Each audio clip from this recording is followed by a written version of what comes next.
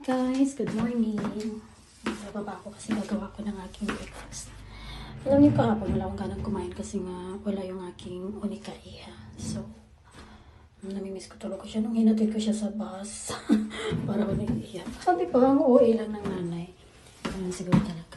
So, yung bababa ako, gagawa ko. Kahapon wala akong gana. So, hindi, buong araw talaga hindi ako kumain ng kanin. So, ngayon, kakain ako ng bonggang-bongga. Alam ko na yung appetite ko. So, ayan. Papakita ko sa inyo kung ano yung ulam ko. So, ayan. Ito na nga yung aking sinasabi na pangmalakasang ulam. So, hindi ko talaga siya pwedeng ipagpalit sa kahit na gaano kasarap yung mga ulam ni Chan.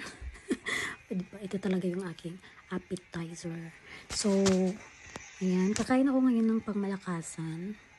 At isang kalderong kanin. Charis, isang kaldero. O, diba? Bawangga talaga yung kain na yan. So, ayan.